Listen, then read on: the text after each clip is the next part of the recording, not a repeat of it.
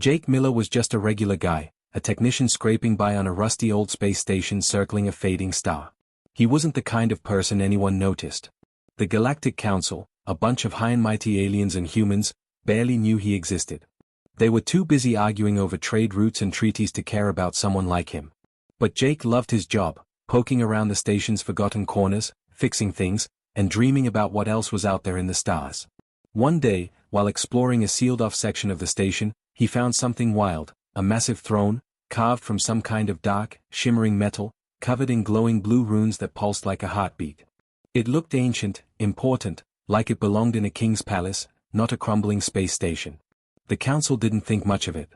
They called it a relic, a fancy chair from some long-dead civilization, and told Jake to catalog it for storage. Just another piece of junk, one of the alien envoys, a tall, scaly guy with a smug grin, said during a meeting. Jake, standing in the back of the room, felt his cheeks burn. He wasn't important enough to argue, so he just nodded and got to work. The throne was heavy, too big to move easily, so he set up his tools right there in the dusty chamber. He ran his hands over the runes, trying to figure out what they meant. They felt warm, almost alive, and he couldn't shake the feeling that the throne was watching him. While inspecting it, Jake's foot caught on a loose panel. He stumbled, arms flailing, and landed hard, right on the throne seat. The moment his body hit the chair, a low hum filled the room, like the sound of a distant engine waking up. The runes flared brighter, and a faint glow wrapped around him. Jake froze, heart pounding. He didn't know what was happening, but it felt big. The council members, who'd been passing by on a tour, burst out laughing. "Look at the human, playing king," the scaly envoy mocked, his voice dripping with scorn. The others joined in, their chuckles echoing off the metal walls. Jake scrambled off the throne, embarrassed, but he noticed something: the hum didn't stop. The throne was still glowing, and it felt like it was calling to him. That night, Jake couldn't sleep. His mind was racing with what he'd felt on that throne. It wasn't just a chair. It was something more, something powerful. He snuck back to the chamber, unable to stay away. Sitting on the throne again, he felt a jolt, like a spark in his brain. Images flooded his mind, massive fleets of ships, glowing cities floating in space, and a race of beings who ruled the galaxy long ago. The throne was a star throne, a command seat for those ancient rulers, and somehow, it was connecting to him. Jake's thoughts felt sharper, clearer, like he could see every wire and circuit in the station in his mind. He even managed to turn on an old console just by thinking about it. His buddy, Laura Hayes, a fellow technician, caught him messing with the controls. "Jake, what's going on?" she asked, eyes wide. He tried to explain, but it sounded crazy even to him. The council wasn't happy when they found out. Emily Carter, a human diplomat who always seemed annoyed with Jake, called an emergency meeting. "You're tampering with dangerous tech," she snapped. The scaly envoy smirked, saying humans weren't smart enough to handle alien relics. But Jake wasn't backing down. He told them the throne had chosen him, that it was waking up the station's systems. Laura backed him up, pointing out how the station's power had stabilized since Jake sat on the throne. The council didn't want to listen, but Jake could tell they were nervous. The runes were glowing brighter every day, and the hum was getting louder. Things got wild when Jake accidentally set off a signal while experimenting with the throne. A fleet of ships, belonging to a hostile alien group called the Vaughn, picked it up and headed straight for the station. The throne, Jake learned, could control the energy of stars themselves, enough to power whole fleets or wipe out planets. The council blamed him, saying he'd doomed them all. But Jake felt the throne's power running through him, like he was part of it. Laura and a few others stood by him, ready to fight. The Vaughn were coming, and Jake had to figure out how to use the throne to save everyone. When the Vaughn attacked, the station was outmatched. Their ships were fast, their weapons brutal. Jake sat on the throne, his mind linking with its systems. He found ancient weapons hidden in the station's core and fired them, blasting the Vaughn ships back. The council was stunned, and even Emily had to admit Jake had saved them. But the throne was changing him, his eyes glowed faintly, and he could hear whispers in his head, like the throne's creators were still out there. He learned it was part of a network of thrones, meant to bring balance to the galaxy. Jake had to decide, fully bond with the throne and risk losing himself, or fight on his own and maybe lose everything. In the end, Jake chose the throne. He let it merge with him, unlocking its full power. With it, he destroyed the Vaughn fleet in a burst of stellar energy that lit up the sky. The council, even Emily, looked at him differently now. He wasn't just a technician anymore, he was something more. But the throne had changed him. His eyes glowed like stars, and his thoughts felt strange, like they weren't all his. The galaxy was watching him now, waiting to see what he'd do. Jake knew there were other thrones out there, and he had to find them. He wasn't sure if he was still in control, but he was determined to carve his own path, no matter what. Jake Miller sat alone in the dim chamber, staring at the star throne. Its glowing runes pulsed like a heartbeat, casting faint blue light across the dusty walls of the old space station. Ever since he'd accidentally sat on it, something felt different. His head buzzed, not like a headache, but like his brain was picking up a signal. He couldn't stop thinking about the throne, the way it hummed when he touched it, like it was alive.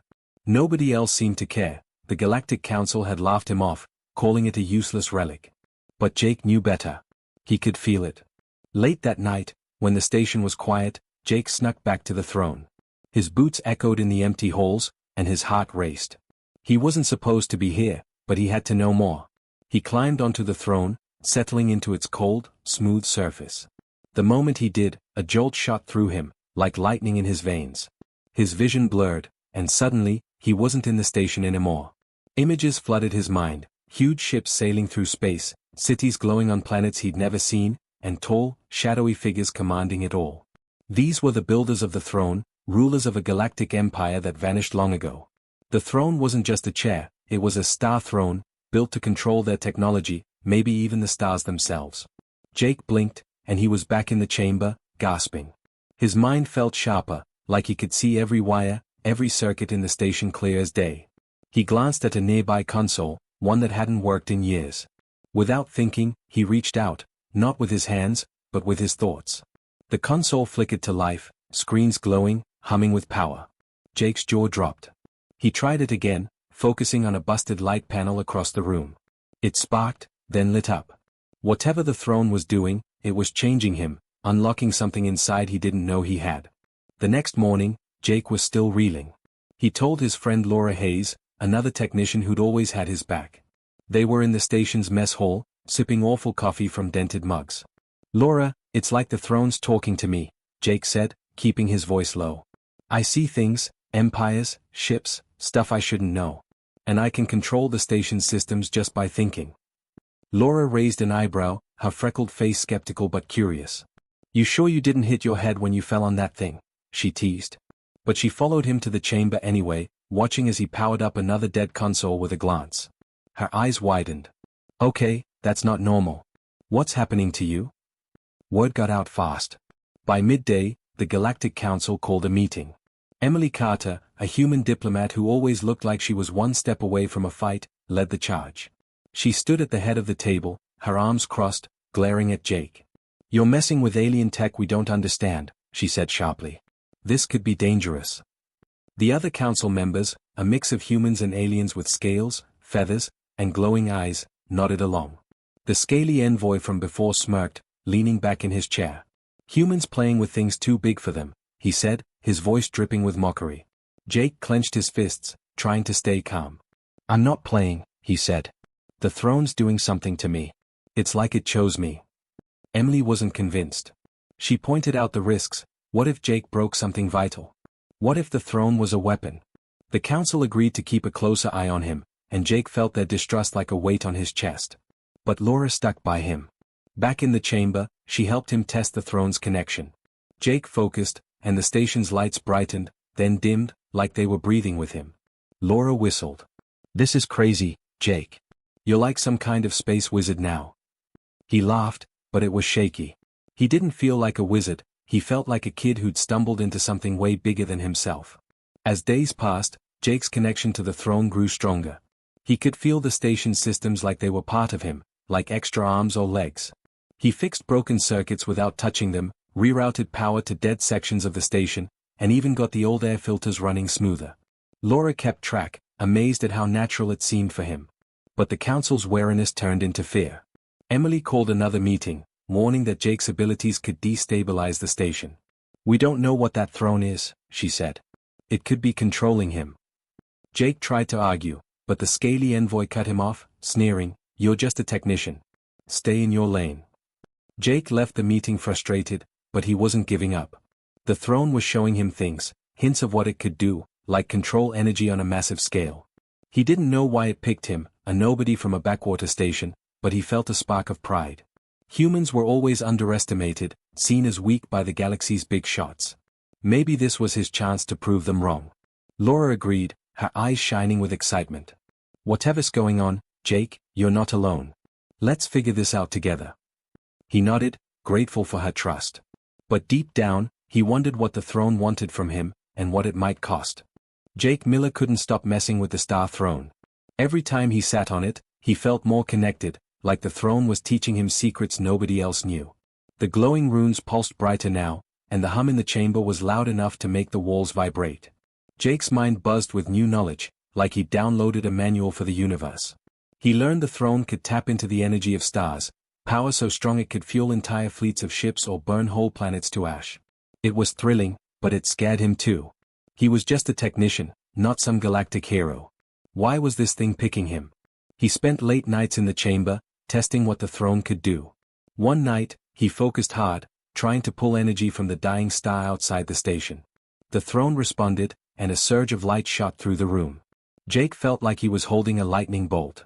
He grinned, amazed, as the station's power grid lit up stronger than ever. But then, a warning alarm blared. Jake's heart sank. He'd done something wrong.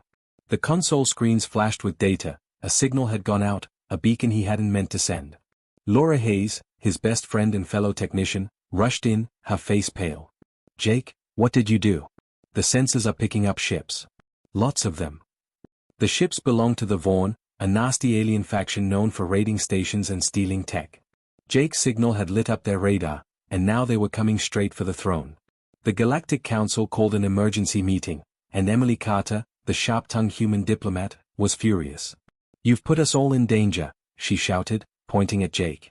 The council chamber was packed with worried faces, humans, aliens with scales, and others with glowing eyes. The scaly envoy from before smirked, leaning back. Told you humans can't handle this stuff, he said. Jake's stomach twisted, but he stood tall. The throne chose me, he said, voice steady. It's not just a chair. It's powerful, and I'm figuring it out. Emily wasn't having it. She said Jake's experiments were reckless, that he'd brought the Vaughn right to their doorstep. Most of the council agreed, whispering about locking the throne away or even kicking Jake off the station. But Laura stepped up, her voice firm. Jake's the only one who can work this thing. The station's been running better since he started. You can't just ignore that. A few others nodded, technicians like Mike, who'd seen Jake fix systems without touching them, and Anna, a quiet scientist who'd been studying the throne's runes.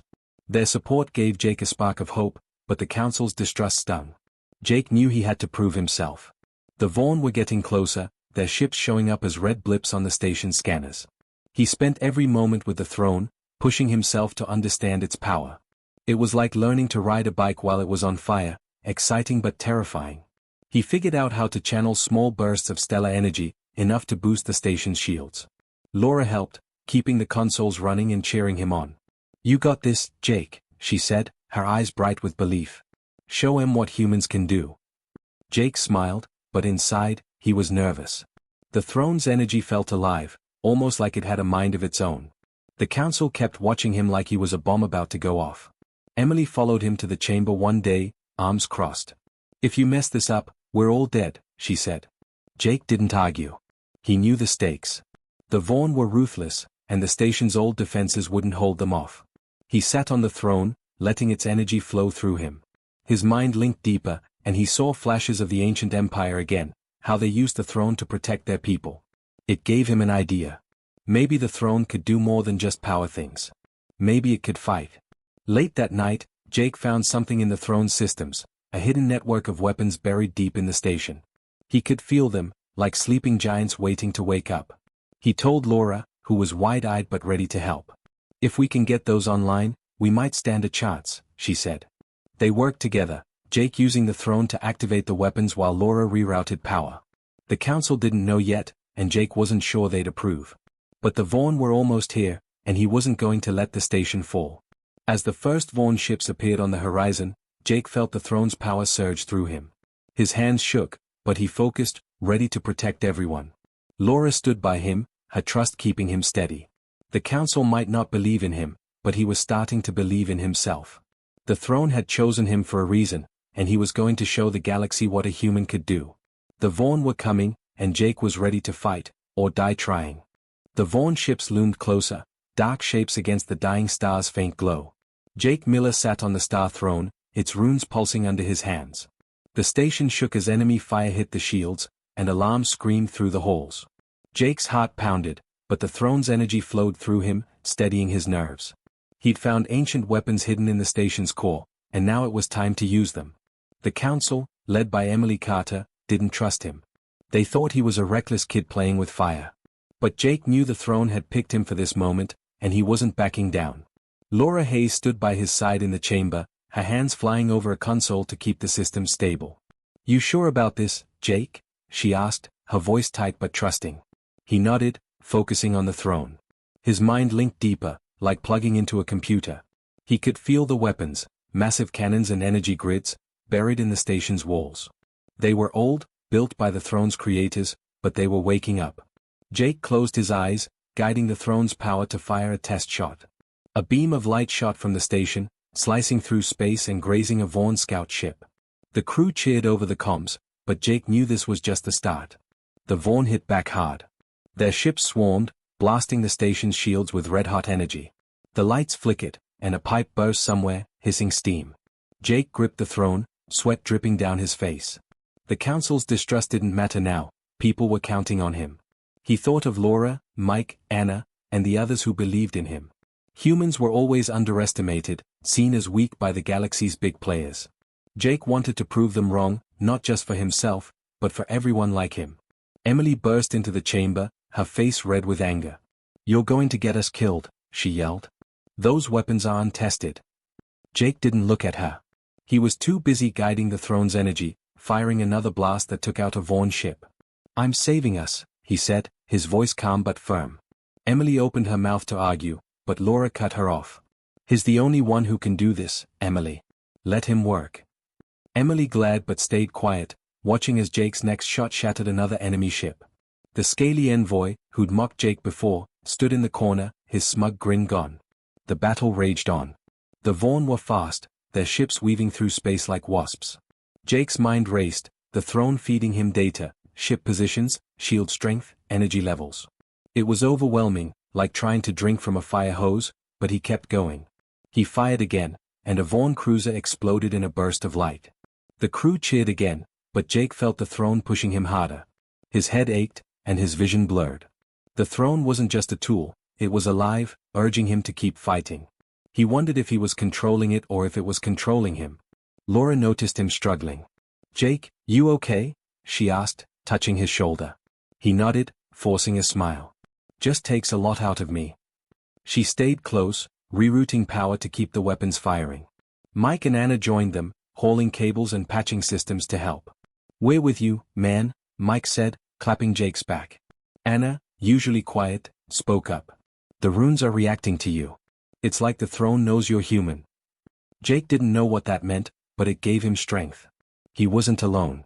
The Vaughn kept coming, their biggest ship, a monster covered in glowing spikes, firing a beam that rocked the station. A wall panel sparked, and Jake smelled smoke. He pushed the throne harder, pulling energy from the star itself. The cannons roared, tearing through the Vaughn fleet. One by one, their ships fell, but the big one was still out there. Jake's hands shook, his body exhausted, but he couldn't stop.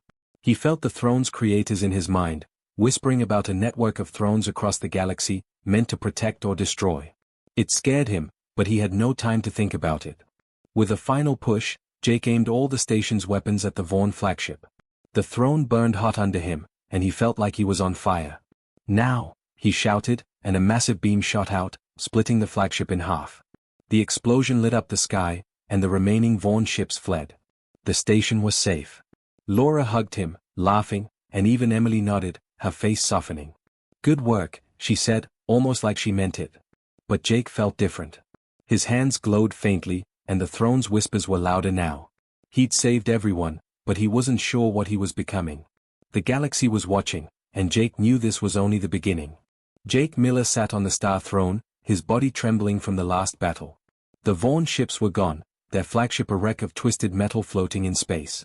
The station was safe, but Jake felt like he was standing on the edge of something huge.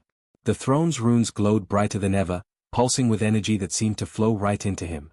He'd been fighting to protect everyone, but the throne was doing more than just helping him, it was changing him. His hands shook, and when he caught his reflection in a nearby console, his eyes glowed faintly, like tiny stars. He didn't feel completely like himself anymore. Laura Hayes stood nearby, watching him with a mix of awe and worry. "Jake, you did it," she said, her voice soft. "You saved us." Jake wanted to smile, but the throne's power was overwhelming. Every time he connected with it, he saw more flashes of other thrones, scattered across the galaxy, linked in a network built by their ancient creators. These star thrones were meant to control the stars, to bring balance or chaos, depending on who sat in them.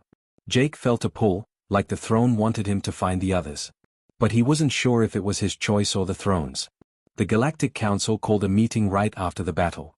The chamber was packed, the air heavy with tension. Emily Carter, the diplomat who doubted Jake from the start, stood at the front. Her usual scowl was gone, replaced by something like respect. "You proved us wrong," she said, her voice steady. "You stopped the Vaughn. We owe you."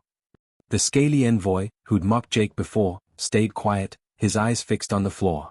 The other council members, humans and aliens alike, nodded, some even clapping. Jake felt a flicker of pride. Humans were always seen as the underdogs, but he'd shown them what one could do. Still, Jake couldn't shake the unease. The throne was in his head now, whispering things he didn't fully understand. It showed him visions of the ancient empire, of rulers who wielded the thrones to shape the galaxy. But those rulers were gone, and Jake wondered if he was just a tool, a pawn for whatever the throne's creators had planned. He didn't say this out loud, but Laura seemed to sense it. She grabbed his arm as they left the meeting. "You're still you, right?"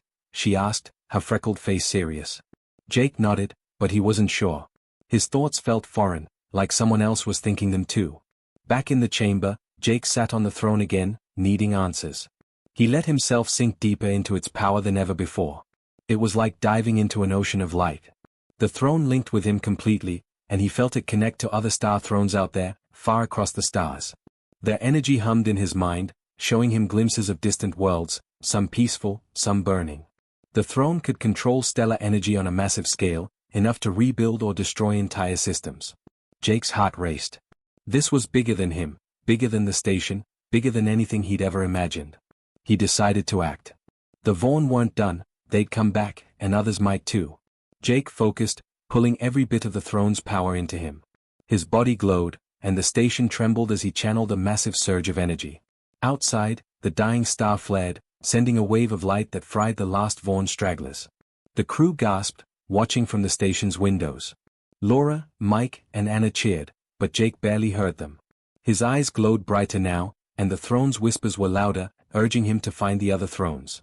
When it was over, Emily found him in the chamber. "You're not just a technician anymore," she said, almost like she was proud. "The galaxy's going to need you." Jake nodded, but his mind was elsewhere. He didn't want to be a puppet for the throne's creators, whoever they were. He was human, stubborn, and determined to make his own choices. "I'm not doing this for them," he told Laura later, as they stood by a viewport, staring at the stars. "I'm doing it for us, for humans, for everyone who's been counted out." Jake knew what he had to do. The other star thrones were out there, waiting. He didn't know if they'd make him a hero or something else entirely, but he couldn't stay on the station anymore. He hugged Laura, promising to stay in touch. "You better," she said, grinning through teary eyes. Mike and Anna helped him prep a small ship, loading it with supplies. As Jake powered up the engines, the throne's energy pulsed inside him, guiding him toward the first signal, a throne on a distant world. The galaxy was watching, and Jake was ready to forge his own path, no matter what it cost. He glanced back at the station one last time, then set course for the stars, determined to find answers and make his mark.